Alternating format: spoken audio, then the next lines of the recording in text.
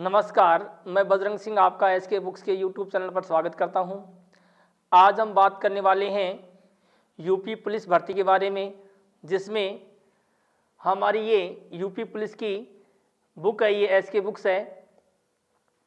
यह सिलेबस के अनुसार इसमें सामान्य अध्ययन है, गणित है, हिंदी, तर्क शक्ति का संपूर्ण कवरेज इसमें किया गया है।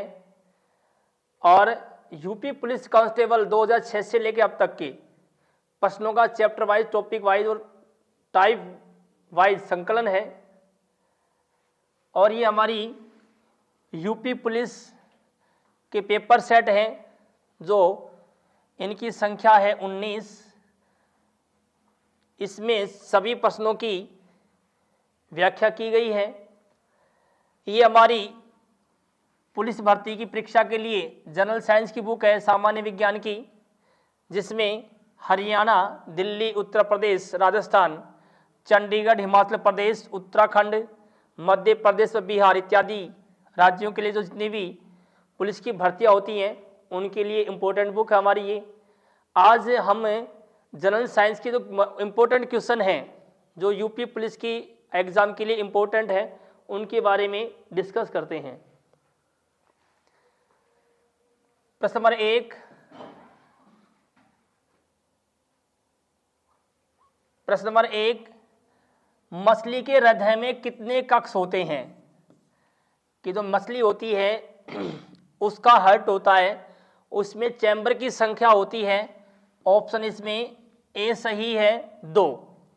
कि मछली का जो हार्ट होता है उसमें चैम्बर की संख्या 2 होती है, एक आलिंद एक नीला होता है। ऑप्शन बी के बारे में बात करते हैं, 3। तो जो मेंढक होता है उसका जो हार्ट होता है, मेंढक का हार्ट, उसके हार्ट में कक्षक की संख्या 3 होती है। मेंढक है, उसके हार्ट में चैम्बर की संख्या 3। ऑप्शन सी के बारे में बात करते हैं, 4। तो मनुष्य का हार्ट होता है, उसमें चैम्बर की संख्या 4 होती है। और मगरमच्छ होता है, उसके हार्ट में भी कक्षक की संख्या, कोष्ठ की संख्या 4 होती है। ऑप्शन डी के बारे में बात करते हैं, 13। कि 13 जो चैम्बर होते हैं हार्ट में, वो होता कॉकरोच। तो कॉकरोच होता है, उसके हार्ट में चैम्बर की संख्या 13 होती है। प्रश्न नंबर 2, ईसीजी किसकी गतिविधि को दर्शाता है? कि ईसीजी है, इसका पूरा नाम है इलेक्ट्रोकार्डियोग्राफी। तो इसके द्वारा किसकी गतिविधि को दर्शाया जाता है? ऑप्शन ए सही है, हृदय, हार्ट। कि इसकी गतिविधि को दर्शाने के लिए ईसीजी करवाई जाती है। और मस्तिष्क है, इसकी गतिविधि को जांचने के लिए ईईजी होती है, इलेक्ट्रो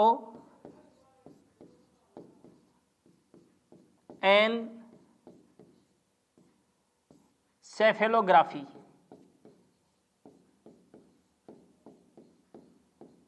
इलेक्ट्रोएनसेफेलोग्राफी। किडनी की बात करते हैं, किडनी जैसी कहेंगे उसकी गतिविधि को जानना है, किडनी संबंधी जो जांच की जाती है या किडनी खराब हो जाती है उसके लिए करवा डायलिसिस।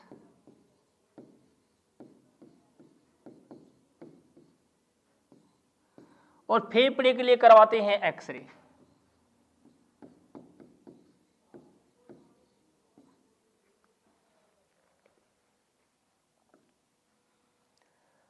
प्रश्न नंबर 3, मानव शरीर की सबसे व्यस्त पेशी कौन सी है? तो इसमें ऑप्शन है डी सही है, हृदय पेशी। कि यह जो पेशी होती है यह सबसे व्यस्त पेशी है। और हार्ट में जो पेशियां होती हैं वो रेखित होती हैं और अनैच्छिक होती हैं।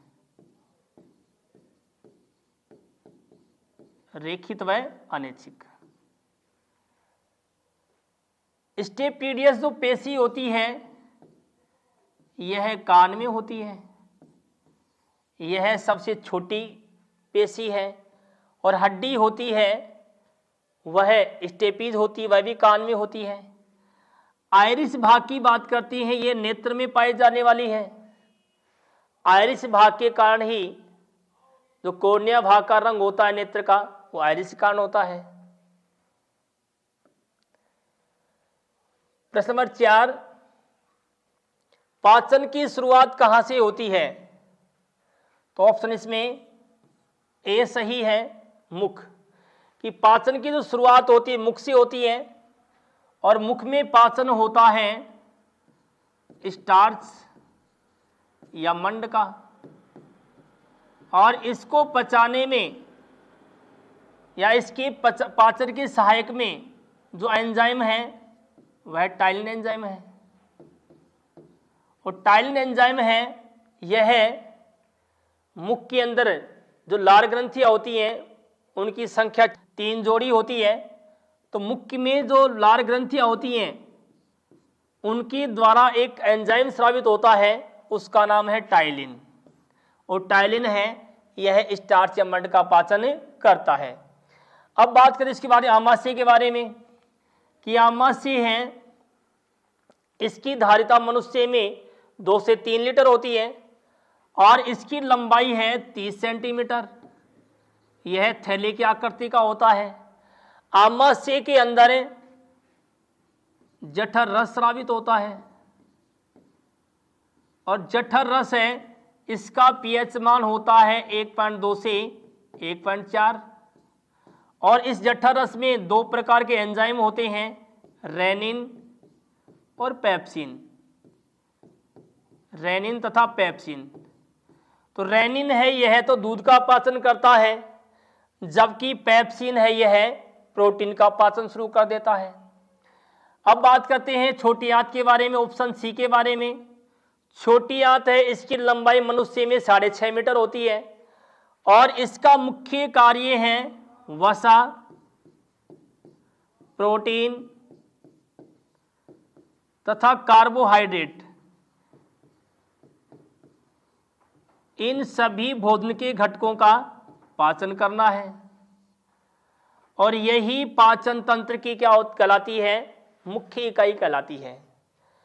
अब ऑप्शन डी के बारे में बात करते हैं। बड़ी आंत, इसकी लंबाई मनुष्य में होती है 1.5 मीटर, और इसका मुख्य कार्य है खनिज लवण तथा जल का अवशोषण करना है। प्रश्न नंबर 5, मानव मुख में कितनी जोड़ी लार ग्रंथियां पाई जाती हैं? तो यहां ऑप्शन है सी सही है, 3 जोड़ी। कि लार ग्रंथियां हैं इनकी संख्या 3 जोड़ी होती है, और 3 जोड़ी जो आपकी जो लार ग्रंथियां हैं इनके द्वारा एक एंजाइम स्रावित होता है टाइलिन, और यह पाचन करता है स्टार्च का।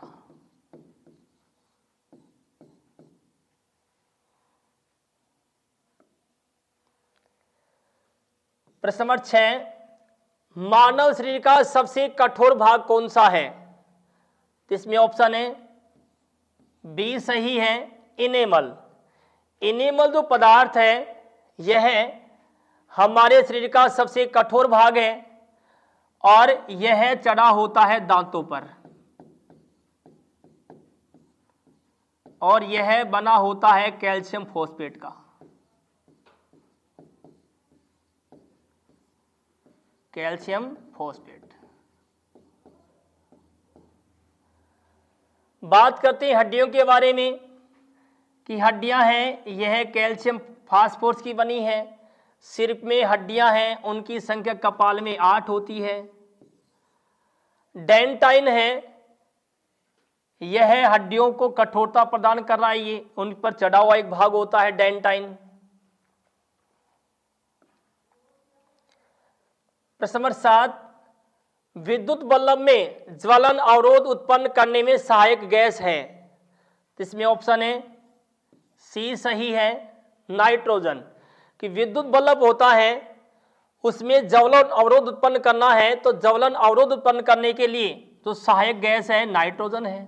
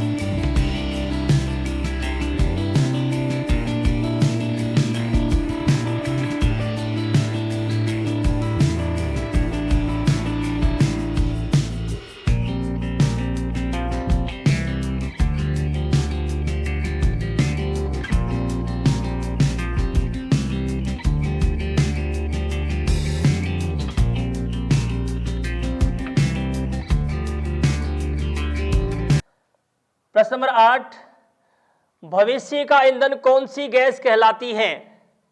तो इसमें ऑप्शन है ए सही है, हाइड्रोजन। कि हाइड्रोजन गैस है यह भविष्य का ईंधन कहलाती है, यह ग्रीन फ्यूल भी कहलाती है। ओजोन गैस है, इसका रंग होता है हल्का नीला पीला, हल्का नीला पीला होता है। हीलियम गैस है, यह सबसे हल्की अक्रिय गैस है, सबसे हल्की अक्रिय गैस, तथा इसका उपयोग गुब्बारों में किया जाता है। आर्गन गैस है, यह भी एक अक्रिय गैस है, इसका उपयोग ट्यूबलाइट में किया जाता है। प्रश्न नंबर 9, ग्रीन हाउस प्रभाव के लिए जिम्मेदार गैस कौन सी है? इसमें ऑप्शन है सी सही है, CO2 कार्बन डाइऑक्साइड गैस। कि ग्लोबल वार्मिंग होता है या ग्रीन हाउस प्रभाव होता है, विश्व उष्णन होता है, उसके लिए जिम्मेदार गैस है CO2 गैस है, कार्बन डाइऑक्साइड गैस है। इस गैस की मात्रा बढ़ने से प्रति शताब्दी पृथ्वी का तापमान 2 डिग्री सेंटीग्रेड बढ़ रहा है और इसके बढ़ जाने के कारण से ग्लेशियर हैं वो पिघल रहे हैं। SO2 गैस की बात करते हैं, सल्फर डाइऑक्साइड, यह ज्वालामुखी में जलवाष्प के पश्चात उत्पन्न होने वाली गैस है। हाइड्रोजन गैस है, यह भविष्य का ईंधन कहलाती है, इसे ग्रीन फ्यूल भी कहते हैं। और ऑक्सीजन गैस है, यह प्राणवायु गैस कहलाती है। सभी पेड़ पौधों के द्वारा फोटोसिंथेसिस क्रिया के अंदर छोड़े जाने वाली गैस ऑक्सीजन गैस है। प्रश्न नंबर 10, आग बुझाने में प्रयुक्त गैस है? ऑप्शन है सी सही है, CO2 कार्बन डाइऑक्साइड, यह आग बुझाने में प्रयुक्त गैस है। H2 गैस है, यह सबसे हल्की गैस है, ब्रह्मांड में सर्वाधिक मात्रा वाली गैस है। कार्बन मोनोऑक्साइड, यह सबसे विषैली गैस है, यातायात के साधनों के द्वारा उत्पन्न होने वाली गैस है। मेथेन है CH4, यह बायोगैस का मुख्य घटक है।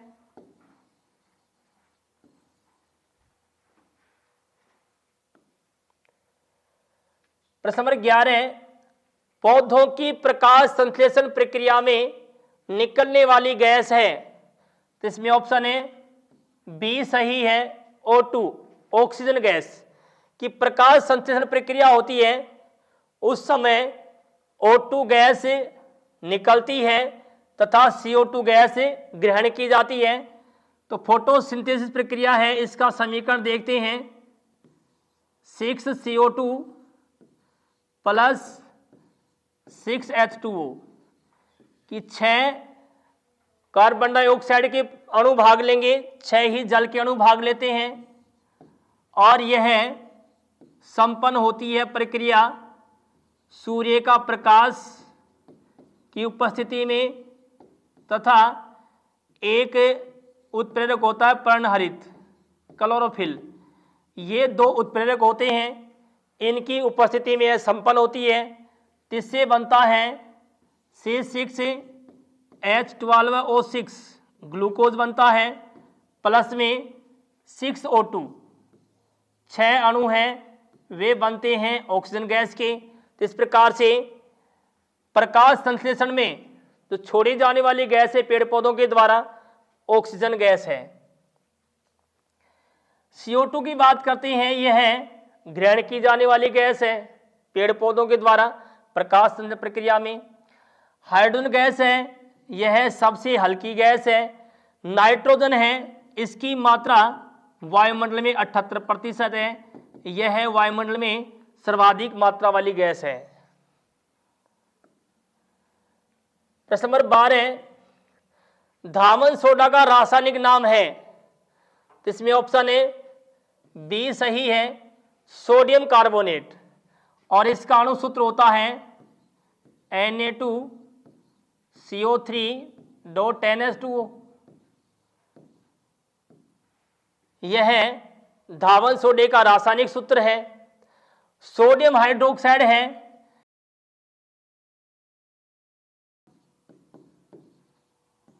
कास्टिक सोडा, और इसका अणु सूत्र होता है NaOH sodium hydroxide.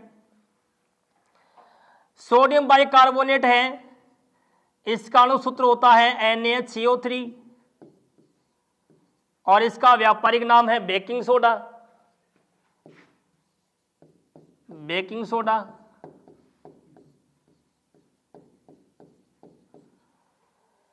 Calcium hydroxide, इसका अणु सूत्र होता है CaOH(2) कैल्शियम हाइड्रोक्साइड, इसका व्यापारिक नाम है बुझा हुआ चूना। प्रश्न नंबर 13, अमोनियम क्लोराइड का व्यापारिक नाम है। इसमें ऑप्शन है सी सही है, नौसादर, और इसका अणु सूत्र होता है अमोनियम क्लोराइड का NH4Cl अमोनियम क्लोराइड। नीला थोथा है व्यापारिक नाम कॉपर सल्फेट का, इसका अणु सूत्र होता है CuSO4.5H2O। पोटाश एल्म है, यह व्यापारिक नाम है फिटकरी का, और फिटकरी का रासायनिक सूत्र होता है K2SO4Al2SO4(3.24H2O। यह फिटकरी का रासायनिक सूत्र है। एक्वा फोर्टिज है, यह व्यापारिक नाम है नाइट्रिक अम्ल का, और नाइट्रिक अम्ल का अणु सूत्र होता है HNO3। डी सही है, ए व बी दोनों के, कि तापमान है वह प्रस्तनाव के व्युत्क्रमानुपाती होता है और द्रवों की श्यानता के व्युत्क्रमानुपाती होता है। कहने का अर्थ क्या है कि तापमान बढ़ता है तो प्रस्तनाव घटता है, और तापमान बढ़ने पर भी द्रवों की श्यानता घटती है। इस प्रकार से तापमान है ये प्रस्तनाव के भी और द्रवों की श्यानता की भी क्या है, व्युत्क्रमानुपाती है। प्रश्न नंबर 15, वर्षा की बूंदों का गोल होना निम्न में से किसके कारण होता है। इसमें ऑप्शन है ए सही है, प्रस्तनाव सरफेस टेंशन, कि वर्षा की बूंदें गोल होती हैं वे प्रस्तनाव के कारण होती हैं। श्यानता है कि तरल पदार्थों का गाढ़ापन उनकी श्यानता कहलाती है। श्यानता का एसआई मात्रक होता है पोइज, जबकि प्रस्तनाव का एसआई मात्रक होता है न्यूटन पर मीटर। अब बात करें बर्नौली का सिद्धांत। इस सिद्धांत के आधार पर ही वायुयान उड़ते हैं। प्रश्न नंबर 16, निम्न में सर्वाधिक प्रत्यास्थ पदार्थ है। तो इसमें ऑप्शन ए बी सही है, क्वार्ट्ज। क्वार्ट्ज है यह एक सिलिका का प्ररूप है। तो प्रत्यास्थ वाला पदार्थ सर्वाधिक मात्रा में क्वार्ट्ज है। रबर, कांच व स्टील ये भी प्रत्यास्थ पदार्थ है, लेकिन सबसे अधिक जो प्रत्यास्थता वाला पदार्थ है वह क्वार्ट्ज है। और प्रत्यास्थता की बात करते हैं कि कोई भी ठोस पदार्थ होता है उस पर बाह्य बल लगाने पर उसके आकार में परिवर्तन होता है, जबकि पुनः बल हटाने पर उसका आकार पुनः प्राप्त कर लेता वह पदार्थ। तो जो पदार्थ जितनी शीघ्रता से अपना वापस आकार प्राप्त कर लेता है उसकी प्रत्यास्थता सबसे अधिक होती है। तो यहां पर सबसे अधिक कठोर प्रत्यास्थ पदार्थ क्वार्ट्ज है, नंबर 2 पर स्टील है और नंबर 3 पर रबर। प्रश्न नंबर 17, वायुमंडलीय दाब में अचानक कमी से किसका संकेत मिलता है। तो इसमें ऑप्शन ए सही है, तूफान। कि वायुमंडलीय दाब है अचानक से कम हो जाता है तो मौसम है तूफानी होता है। और यदि वायुमंडलीय दाब है उसमें कमी नहीं आती है और उसका पाठ्यांक है वह ऊपर की ओर चढ़ता है तो मौसम साफ होता है। और यदि धीरे धीरे नीचे आता है तो वर्षा होने का संकेत होता है। प्रश्न नंबर 18, वायुमंडल में बादलों के तैरने का कारण है। तो इसमें ऑप्शन ए सी सही है, उनका कम घनत्व। कि कम घनत्व के कारण ही बादल हैं वो आकाश में तैरते हैं। प्रश्न नंबर 19, घर्षण बल किस पर निर्भर करता है। तो इसमें ऑप्शन है बी सही है, सतह की प्रकृति पर। कि सतह की प्रकृति है जितनी खुरदरी होती है घर्षण बल कम लगता है, जबकि सतह जितनी चिकनी होती है घर्षण बल का मान बढ़ जाता है। इसलिए चिकनी व फिसलनदार सतह पर चलना मुश्किल होता है। प्रश्न नंबर 20, यदि किसी वस्तु का भार पृथ्वी पर 48 न्यूटन है तो चंद्रमा पर उसका भार कितना होगा। ऑप्शन सी सही है, 8 न्यूटन। तो यहां पर किसी वस्तु का भार है वो चंद्रमा सतह पर 1/6 हो जाता है। तो यहां पर जो भार है चंद्रमा सतह पर होगा 8 न्यूटन। धन्यवाद। इस एग्जाम के लिए एसके बुक्स सभी सॉफ्टवेयर और ऑनलाइन भी अवेलेबल है। अगर आप ऑनलाइन चाहते हैं तो उसका लिंक डिस्क्रिप्शन बॉक्स में अवेलेबल है। इस चैनल पर हम इससे यूपी भर्ती पुलिस, इसी भर्ती और अन्य सभी भर्ती से संबंधित इस चैनल पर हमें इस यूपी पुलिस की भर्ती और अन्य सभी भर्ती से संबंधित इंपॉर्टेंट जानकारी और स्टडी मटेरियल उपलब्ध कराते रहेंगे। तो इस वीडियो को लाइक कीजिए, चैनल को सब्सक्राइब कीजिए और अपने दोस्तों के साथ शेयर भी कीजिए। मिलते हैं अगले वीडियो में। जय हिंद, जय भारत।